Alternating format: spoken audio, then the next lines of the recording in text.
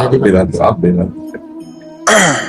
महाराज जी, मैं एक सेवानिवृत्त प्रोफेसर संस्कृत का रहा हूँ, जयपुर राजस्थान में निवास करता हूँ। महाराज जी, आपके चरणों में कोटेशन नमन। महाराज जी, आपके सत्संग का जीवन में बहुत प्रभाव व परिवर्तन आया है। महाराज जी, मेरे इष्ट हनुमान जी हैं व राधा कृष्ण की दिव्य लीला श्रवण गायन में विशेष आनंदानुभूति होती है। इससे कोई इष्ट के प्रति अपराध तो नहीं बनेगा? नहीं भगवत विग्रह नहीं, सियाराम और राधे श्याम का जस जो है महाभागवत से हनुमान जी को बहुत पसंद। वही सियाराम वही राधे श्याम है। एक में मर्यादा पुरुषोत्तम भगवान श्री राम की गंभीर लीलाएं हैं, तो एक में भगवान श्याम सुंदर की अद्भुत प्रेम लीलाएं हैं। दोनों वही प्रभु एक हैं, राम श्याम में कोई अंतर नहीं, पर मुरली और धनुष का अंतर है। वही सिया जो है वही प्रिया जो है, तो है नहीं। तो हनुमान जी भगवत यश का बहुत ही रस भाव से पान करते हैं। यत्र यत्र रघुनाथ कीर्तनम तत्र तत्र कृतमस्त कांदिलम वाष्पवारि परिपूर्ण लोचनम, ऐसे तो श्रवण करते हैं। तो भगवान श्री हरि ही राम है, भगवान श्री हरि ही श्याम है। तो हरि जस जहां होता है हनुमान जी को बहुत सुख लगता है। तो हनुमान जी को इसमें सुख मिलेगा अगर आप राधे श्याम की लीलाएं गा के सुनाएंगे। उसमें अंतर थोड़ी पड़ जाएगा कि हनुमान जी नाराज हो जाएंगे कि सिया राम जी की ना कह के राधे श्याम की लीलाएं कहते हैं। हमें तो ऐसा कभी नहीं लगा कि कोई हमारा नहीं है। जब हनुमान जी को देखते हैं तो वो हमारे लगते, जिधर देखो सब हमारे, क्योंकि वही हमारे प्रभु है ना। एक ही परम तत्व है, पहली बात ये दे मानना है। यदि आप शास्त्रों का स्वाध्याय किए हुए हैं तो एको देवा एको ब्रह्म, जगह जगह ईशावास्यमिदं सर्वम यत्किंचे जगत्याम जगत, एक ही है कोई। अब वही सेवक सेव्य का स्वांग रच रहा है।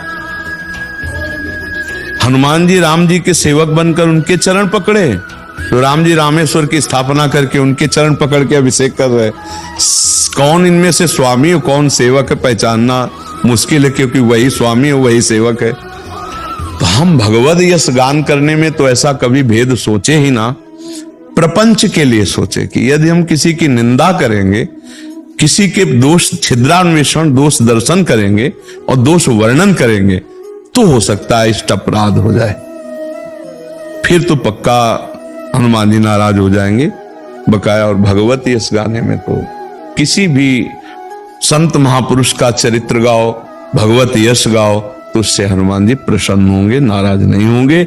भगवत विमुखता में वो नाराज हो जाएंगे कि आप उनके दास हैं।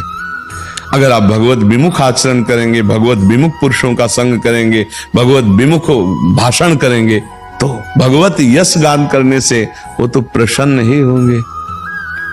और हनुमान जी की विशेष कृपा इस शरीर पर भी, दास पर भी रही है, क्योंकि प्रारंभ तो अपने जैसे जन्म है ना, तो उधर ही है। वहां तो रामचरित की धूम है, क्योंकि पास में ही प्रयागराज है, ज्यादा अंतराय नहीं। और वहीं राजापुर में गोस्वामी तुलसीदास जी का प्रादुर्भाव हुआ, वो तो रामचरितमानस का गढ़ है। तो यहाँ तो बचपन से कृपा देखी कि अगर अंधेरे में भाग के गली में जाना होता था तो माँ ने सिखाया था कि हम कहते थे रास्ते में भूत, बोले हनुमान जी बोलना, तो जय हनुमान जय हनुमान जय हनुमान जय हनुमान, आंख मूंद लेते जा, डर लगता और निकल जाते। तो बचपन से अनुभव है। स्कूल में पिटने का नंबर आ रहा है, तो हे हनुमान जी आप कृपा कर ला, तो वो उससे भी बचत। तो बचपन से लेकर के आगे तक कोई भी हो, तो महावीर हनुमान जी की कृपा वो विद्या गुण निधान है। तो हमें लगता है कि इतना उदार हृदय उनका है कि अगर भगवत यश चाहे राधे श्याम का गाओ चाहे सिया राम का गाओ, वो कृपा करके प्रेम ही देंगे, वो दुलार ही करेंगे। ऐसा हमारा अनुभव है। और आगे हमें राधे श्याम और सिया राम में तो भेद समझ में नहीं आया, तो अभी तक हमको नहीं मिला। अगर कोई ऐसा मिलेगा फिर उससे बातचीत करेंगे, फिर हमें प्रमाणित हो जाए तो हम समझ पाएंगे। अभी तक तो हमारी समझ में नहीं आया। वाल्मीकि सुंदरकांड पूरा करता हूँ तो बहुत आनंद आता है, अर्थ से बिल्कुल करता हूँ। लेकिन कहीं भी विग्रह में जाता हूँ देखने के लिए, संतों का दर्शन करता हूँ, तो अपने आप को रोक नहीं पाता। हाँ, बड़ी कृपा, हाँ अपने बड़ी कृपा है। हृदय निर्मल होता है तब ऐसा होता है। और इन अपने भागवतिक सद्गुणों को छुपाया जाए, जिससे हमारे आंतरिक सद्गुण बढ़े। अगर हम अपने आंतरिक सद्गुणों को प्रकाशित करेंगे तो ये अंतर ध्यान हो जाएंगे। ये भागवतिक रहस्य है। तो अपने आंतरिक भागवतिक संबंध को, भागवतिक भावों को जहां तक हो सके गुप्त किया जाए तो ये और बढ़ेंगे और आनंद की प्राप्ति होगी। आप तो भगवत कृपा पात्र हैं। खूब नाम जप कीजिए, खूब भगवत लीलाएं गाइए।